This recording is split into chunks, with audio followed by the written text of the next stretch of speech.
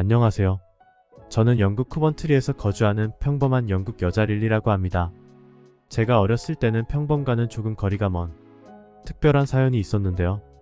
이 이야기는 제 얼굴에 침을 뱉는 것 같은 느낌이라 여러분들에게 말씀을 드리기가 조금은 망설여졌던 게 사실입니다.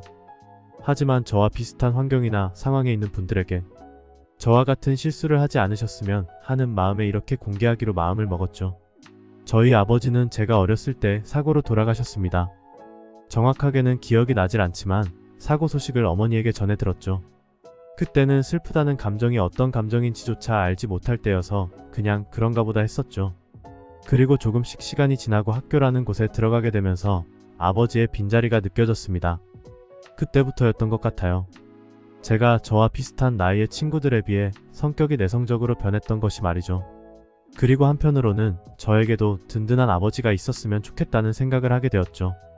이때만 해도 전혀 알지 못했어요. 제가 지금과는 그토록 다른 생각을 하게 될 줄은 말이죠.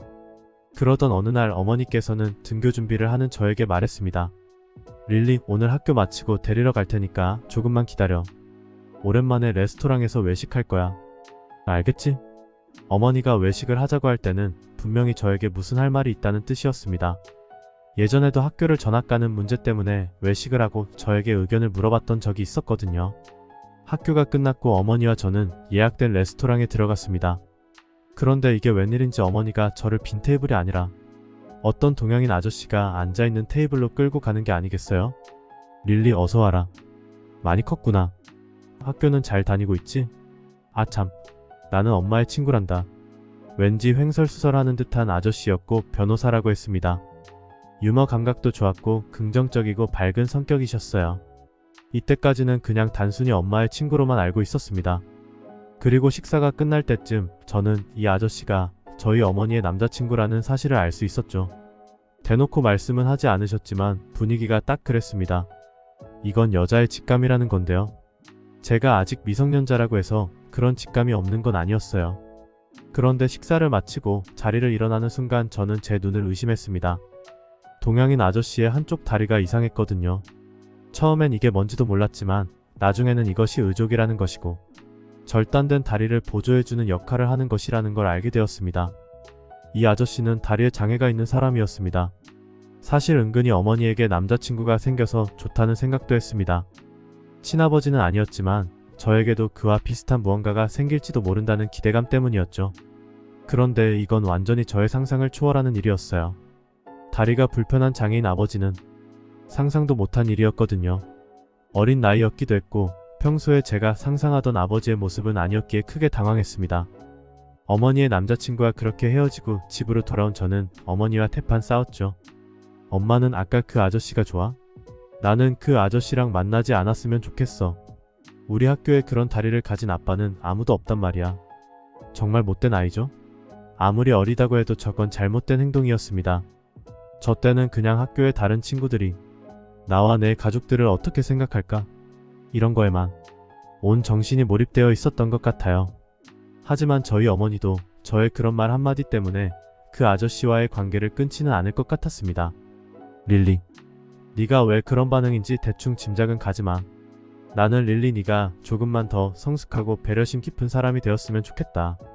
그 아저씨는 그런 다리를 가진 사람이 아니라 지성이라는 이름이 있고 한국인이고 아주 좋은 사람이다. 그 사람은 우리를 아주 잘 아는 사람이고 릴리 너 또한 엄청 생각하고 사랑하고 있단다. 네가 생각하는 것 이상으로 말이야. 조금만 시간을 가지고 천천히 생각하자꾸나. 이 모든 걸 지금 당장 한꺼번에 받아들이려고 하지마. 이때는 어머니가 무슨 말을 하는지 귀에 들어오지도 않았습니다. 결국 저는 해서는 안 될 계획을 세우고 말았죠. 바로 어머니와 한국인 아저씨를 헤어지게 만들기 위한 계획 말이죠. 지금 생각해보면 무슨 생각으로 그런 짓을 했는지 참 어이가 없는 일이었죠. 어머니는 저에게 아저씨를 소개시켜준 뒤로는 아예 우리 집에서 데이트를 즐기는 것 같았습니다. 그러던 어느 날 저희 집에서 식사를 할 때 제가 아저씨에게 말했죠. 아저씨는 우리 엄마가 어디가 좋아요? 우리 엄마 화장 안 했을 때 얼굴 보셨어요? 완전히 다른 사람인데 또 성격은 어떤 것 같아요? 한번 예민해지면 주변 사람 진짜 피곤해지는 성격인데 힘드시겠다. 그리고 우리 엄마 아는 남자들도 엄청 많아요. 그런 거 아시고 만나는 거예요? 그 나이에 제가 생각할 수 있는 최선을 다해서 한국인 아저씨가 저희 엄마에 대해 정이 뚝 떨어질 만한 내용을 이야기했죠. 하지만 저의 전략이 전혀 아저씨에게 타격을 주지 못했다는 걸 직감했습니다. 아저씨는 저를 귀엽다는 듯 웃으면서 쳐다보고 있었거든요. 아니, 내 말을 믿지 않는 건가? 아니면 그 모든 걸 감안하고도 좋다는 건가? 어린 저에게는 이해가 가지 않는 반응이었습니다. 이러다가 저희 엄마랑 이 아저씨가 결혼이라도 하게 될까봐 겁이 났죠. 그것만은 피하고 싶었던 저는 최후의 수단을 사용하고 말았습니다. 엄마가 없는 틈을 타서 아저씨에게 진지하고 솔직하게 말씀을 드렸습니다.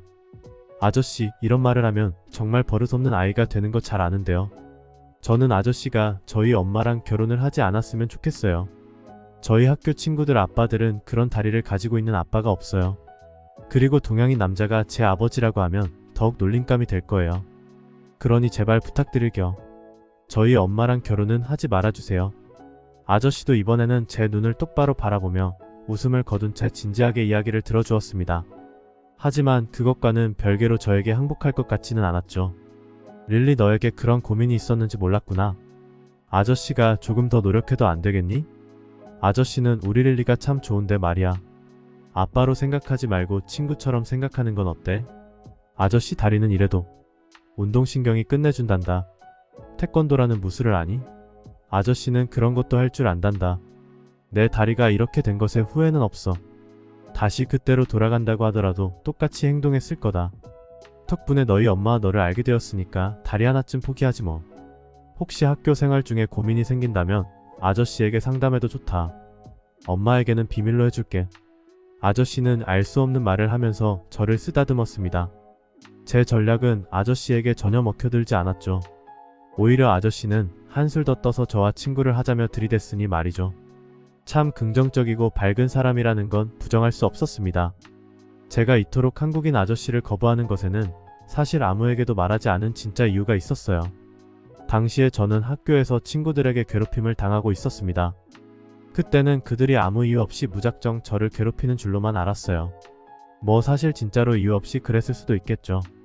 하지만 지금 와서 생각을 해보면 그들은 그냥 만만한 누군가가 필요했던 것 같아요. 먹이감이나 장난감 같은 그런 거 말이에요. 그렇게 괴롭힘을 당하고 있던 처지라 한국인 아저씨가 저희 엄마와 학교에 오는 걸 그 친구들을 보는 날에는 그 이후의 괴롭힘을 감당할 자신이 없었거든요. 그런데 결국 그 사단이 나버리고 말았습니다. 제가 학교 수업을 마치고 나왔는데 한국인 아저씨가 저를 기다리고 있는 거예요.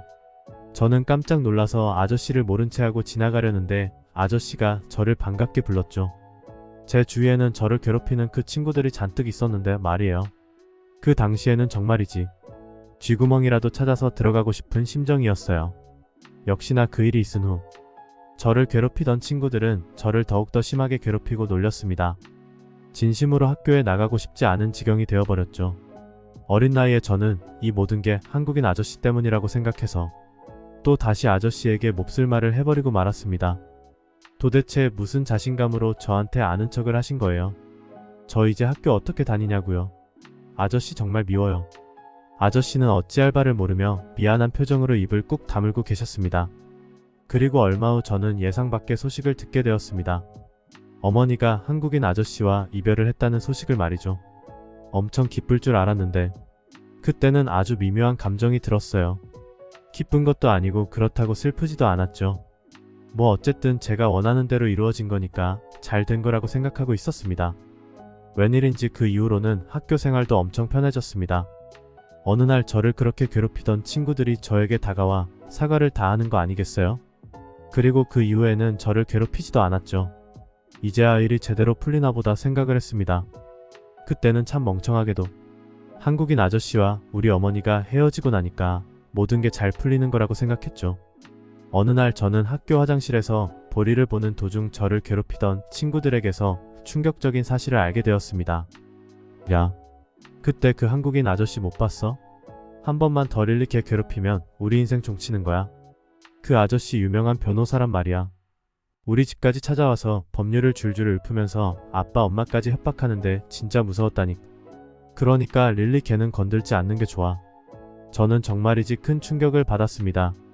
그 아저씨가 저를 위해 그런 일까지 했다는 게 믿어지지 않았죠. 저는 그런 것도 모르고 그렇게 못된 말만 하고 아저씨에게 상처만 주었다는 게 너무나 마음 아팠습니다. 저는 이날 어머니에게 아저씨에 대한 말을 넌지시 여쭤보았습니다. 무엇 때문에 헤어졌냐고 말이죠. 글쎄, 릴리. 솔직히 엄마는 아직도 그 사람을 좋아한단다. 그런데 무엇 때문인지 어느 날 갑자기 이별을 통보하더구나. 나의 뭔가가 마음에 들지 않았을지도 모르지. 릴리, 너 때문에 그런 건 아니니까 너무 자책하지 말거라. 인연이 아니었던 거지. 어머니는 모르고 계셨지만 저 때문인 게 확실해졌습니다. 결국 저는 아저씨의 연락처를 알아내었고 중요한 일로 만남을 제안해 저희 어머니와의 재회를 만들어 주었죠. 그리고 문자 한 통을 아저씨에게 보냈습니다. 아저씨, 제가 죄송했어요. 저는 아저씨가 좋아요. 저희 엄마도 아저씨가 아직도 너무 좋대요. 두 분이서 오붓한 시간 되세요.